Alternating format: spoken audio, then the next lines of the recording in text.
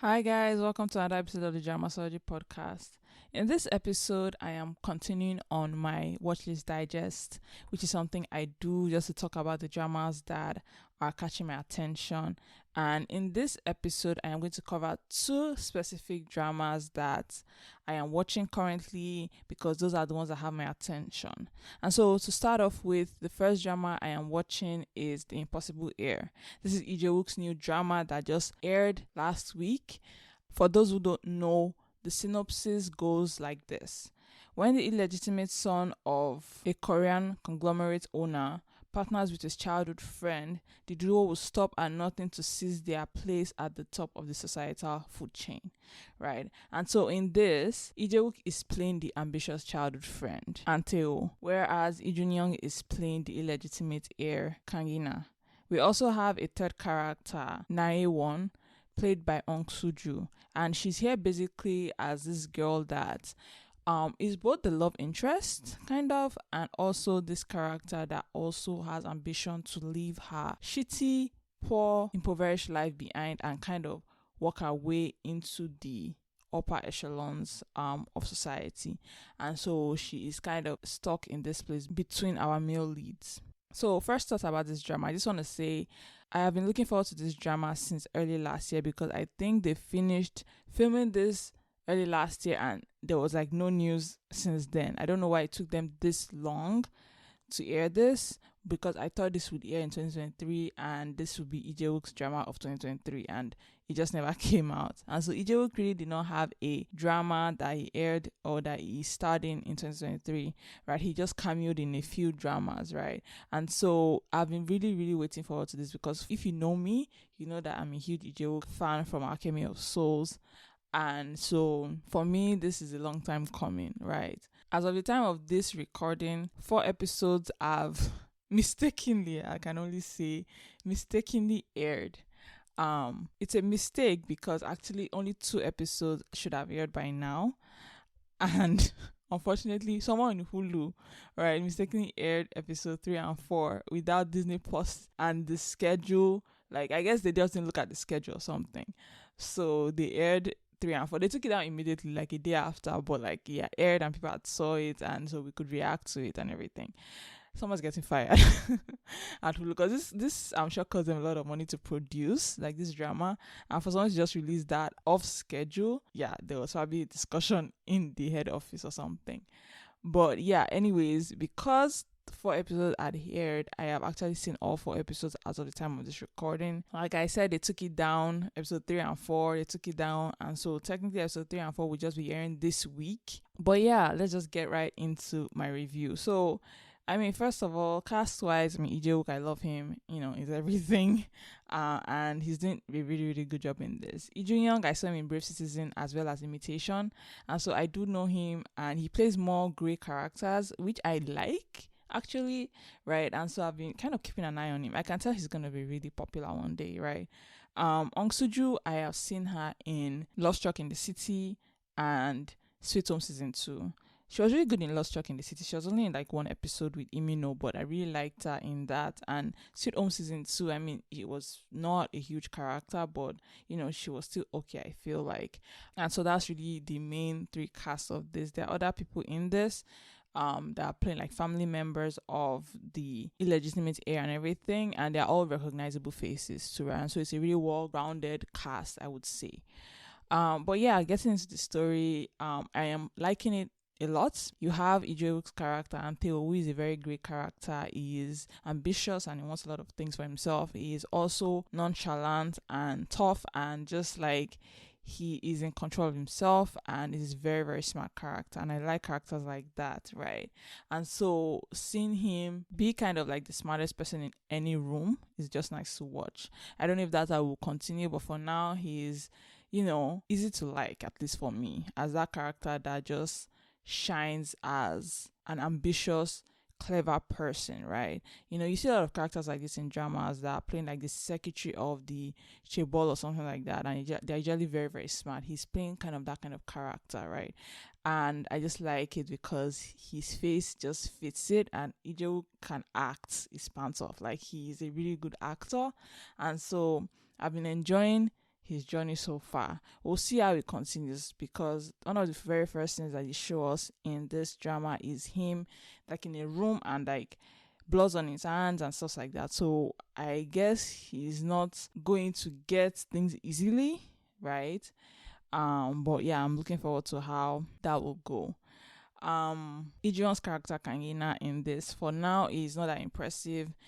I don't know why he's written like this, but one thing I would say is that I expected a lot of bromance in this, and they're not really delivering enough for me. Like, they had a good relationship like in the first 2 episodes, but the minute they started time jumping into new episodes, I felt like I wasn't seeing that romance. The romance had not built up enough for me, and so by the time Naiwon's character comes in, I was like, I guess they are kind of friends, but not really. Like, I can tell that they are not really, really good friends still, right? Like, Anteo is doing things using Kangina's name and stuff like that, and is all for the sake of Kangina, but like, it doesn't give me the vibe of them being good friends. It seems like he's doing it for his own selfish reasons, right? And so they've not really given me that vibe of being like great friends or anything, and so that's one thing that is lacking, and maybe that's just how the story is supposed to go, but I wouldn't call this a bromance in the real sense.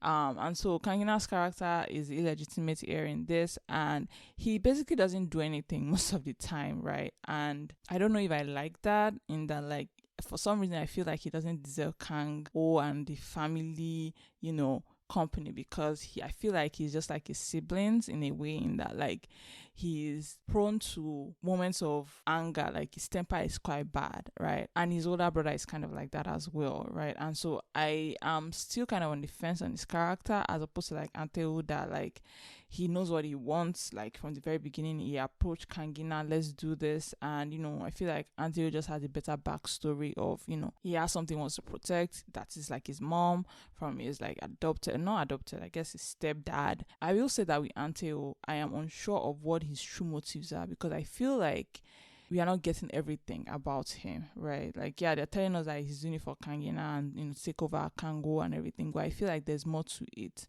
They've just not told us what it is, right? And I feel like until there's more to him that meets the eye, right? And that's actually something that's keeping me watching, because I do want to know what he's hiding, right? Like, what is his real purpose for working with Kangina in this? Because honestly, I feel like, given how smart he is, there's like a billion companies he could have joined, and he decided to join Kango, right? And there's another thing that really bugs me, in that at the beginning, the first episode, we see that scene where Kangina is watching his elder brother have a party in their like house in like the middle of nowhere, like in this village and stuff like that, right?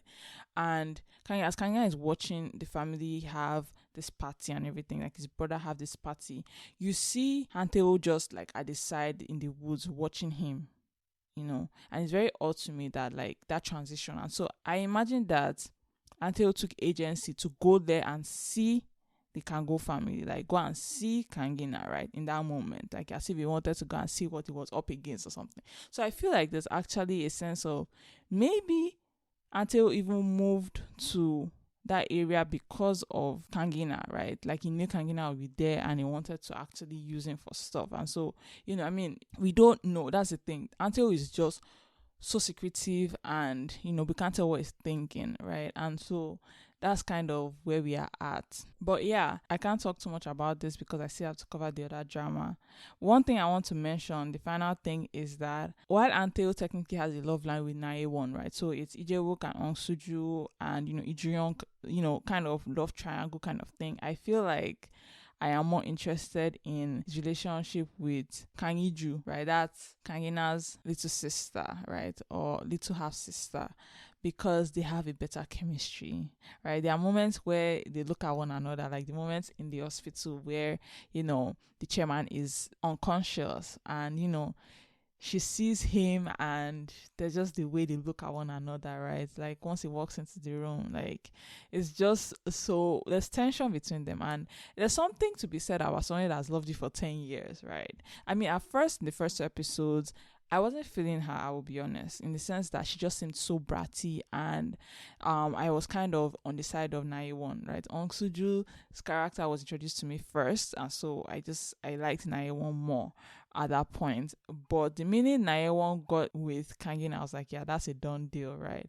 And so when I saw this and knowing that like she has grown up a lot and everything, I am more for them. They have better chemistry, and their scenes, like the scene in the parking lot, for example, was just so well done that I was like, oh, I kind of see it. Like, I just want him to go soft for her. It's never gonna happen, most likely. Like, it's not gonna happen. And if some people's speculation are correct, if like Anteo is the chairman's son, then this is a ship that's going to sink. But for now, I am on this ship, right? And I will coast with the ship. And hopefully we get something like Itaewon Class. I doubt it, but you never know. So yeah, that is like my first impressions of The Impossible Heir. It's really good, and I'm looking forward to more episodes to come. So moving on quickly to the other drama I am watching at this moment. It's the drama titled Wedding Impossible. So 2 impossible dramas. But basically Wedding Impossible is more of a rom-com drama that basically is about this girl Na Jong that is an aspiring actress, right? She's talented, but she's not gotten any real work. She has this best friend that has a secret, right? That he's gay, right? And so she's had this best friend for 15 years, and her best friend turns out to be the grandson of a conglomerate family, right? And because he's gay, he doesn't want to ever get married because, those conglomerate families, they always do, like, chaebols always do arranged marriage, right? And he doesn't want to get married, right? And so he asks Na Jong to play his partner, right? So if he was going to marry any person, he's going to want to be the person that he kind of knows his secret and has kept a secret for so long, right? And so that is what he wants. The problem is he has this little brother that's a pest that, like, wants him to inherit the company, wants him to marry the, rich girl from the arranged marriage and stuff like that. And this little brother will not let things go. Right, he's very antagonistic against Na Jong, and he's just against it. And so really the love line in this is between Na Jong and the little brother, right? And so this drama stars Jeon Jong Seo as Na Jong, Moon Sang-min as Ijian, the little brother, and Kim Do-wan as Ido-wan. That's a very similar sounding name. But yeah, so these 3 are the main characters in this. As of the time of this recording, I have watched 4 of the 12 episodes that have aired, right? And so I can say for a fact that I am enjoying this a lot. It's just, again, a comedy. It's nothing to think too deeply about, but I really like it because, first of all, I have to say that the actress playing Na Jong is very easy to watch. She's easily one of the better actresses I've ever seen, and she's not doing much. That's what makes it very interesting, that I've been able to notice how amazing her acting is and how natural it is in like the first 4 episodes. But that's one thing that has drawn me to this. She is very easy to watch. She's very, like, I don't know, just captivating when she's on screen, right? And she's honestly the reason I am watching this, right? So I haven't seen her in anything, but I know that she's won like a big sang. Like, she's a really established actress, and I'm actually gonna go check out like more of her work. But yeah, Moon Sang-min that's been Ijian, the little brother, is not as impressive to me. Like, I can sometimes tell he's acting, which is okay. Again, this is not something serious or like supposed to be innovative, right? So I'm okay with it because, again, Na Jong carries them both, right? With how good she is at acting. But yeah, generally I would say that this drama is very good. The moments that are funny are really, really funny, and the moments that are supposed to be serious are serious. One of the things I like about this drama is the character of Na Jong herself. She's very well written in that she has her morals, has her values, and she doesn't compromise, right? The same way she's talking to her best friend of 15 years, Ido, and that, he's telling her that he wants to marry her, and, he's offering this role that she's going to play, basically as his wife. She's honest with him in that moment, and I really like that scene. she's not easily broken down. The only thing that I think breaks her down is when she's talking to that actress friend of ours that's more popular. And I think that's because that is her one weakness, that she's not a more established actress. And so, like, I like the fact that they also put that in, that, you know, she has that one thing that she isn't so strong against, right? And, you know, that's okay. Everybody is kind of like that. But generally, I just really like her character. She's very easy to watch. I actually don't know where this drama is going to go, because if Na-jung and Lee fall in love, there's a big problem, given that everybody kind of has already links Na-jung and the older brother Idoan together, right? Like, I imagine, like, in the next few episodes, like, you will hear news about their engagement online, like it's going to become news that, you know, will be posted online. And so I feel like it's going to be very odd, and how is this going to, like, change to Na-jung and Ijian at some point, because that has to happen, right? They have to have that happy ending, or else I am going to be pissed, right? I don't just want it to be like, oh, they can't be together now because she was originally with the elder brother. So something has to give in some way. But yeah, that's something I am a little scared about, honestly. But hopefully it will go well. I can tell that this drama is also going to be more serious as time goes on, right? Like, I can tell it's going to build up into moments of seriousness that maybe might take away from kind of that comedic aspect that I am watching for. But I am going to stick through this and see how it goes. One other thing I will mention that I like for now, that we'll see if that changes, is the character of Jeon Jong, who is the partner in the arranged marriage. She is the childhood friend of Ijian and Idoan, right? And, you know, she's played by Bae Yoon Kyung in this. And one thing I will say about her character is that for now, she's a very good person, right? In that, like, she supports them, like, supports the brothers, you know, will bite back against anybody that talks crap about them and everything.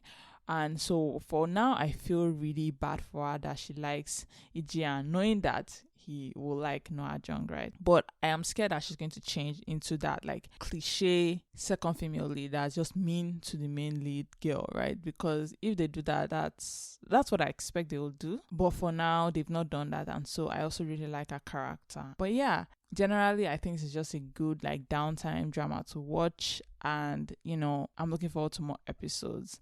So yeah, that's really it for the two dramas I am watching, The Impossible Heir and Wedding Impossible. So I'm looking forward to more episodes, and hopefully they deliver on all the things I want. We'll see. But yeah, that's it for this episode's Watchlist Digest. Thank you guys so much for listening. Have a nice day. Bye.